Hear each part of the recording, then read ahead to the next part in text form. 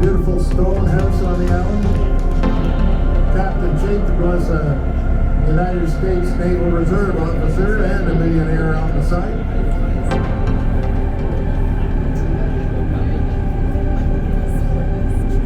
As the First World War.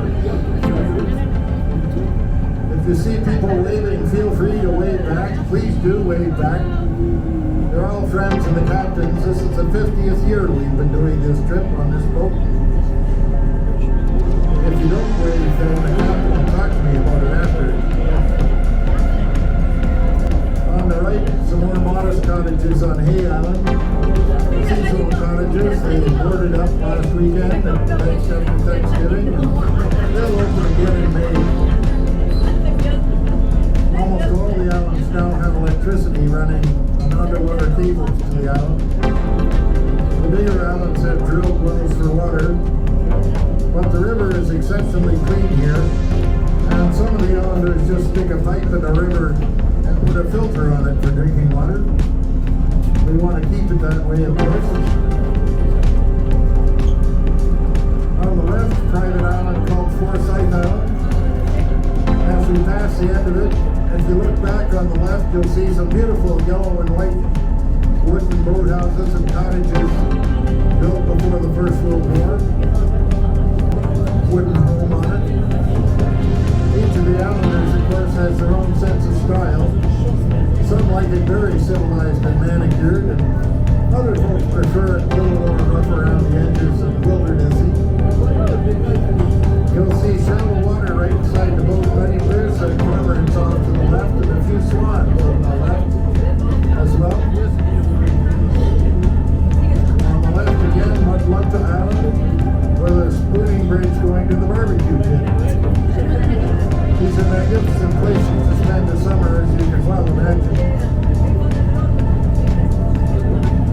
The way the shallow water is actually is now a national park island.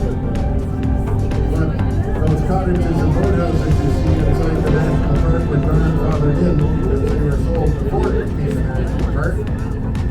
And I'm pretty sure the owners there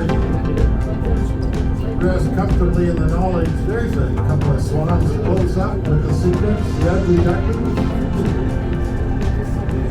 The owners rest comfortably in the knowledge that there will be no 25-story condos going up next door inside the national park.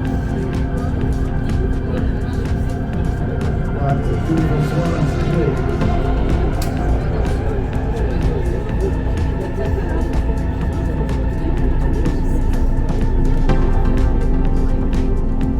A couple of boat lengths ahead on the right is the prettiest cottage right here with two flagpoles.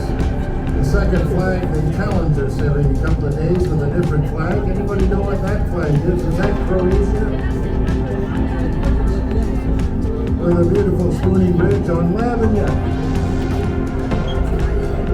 The owner of Lavignet Island turned 100 this summer and he stopped the boat beyond saying happy birthday to her. Island decided it wasn't quite big enough for that beautiful A-frame cottage, and they just added it to the island.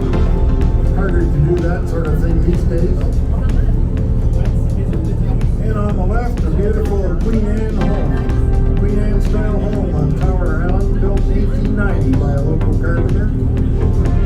Still going strong. 12 square meters of water. So even on a pretty small rock, water has a trade, it's about water. Canada is one of the official islands. Not likely to go underwater anytime soon.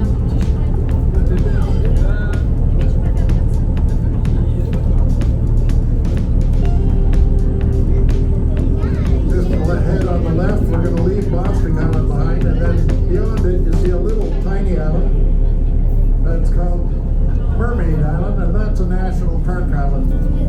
Just ahead and on the left, you'll see the sign on the rock there. When I owned a boat, I used to come down here almost every weekend in the summer with my family and friends to stay at these little islands. I always wanted to buy one for myself.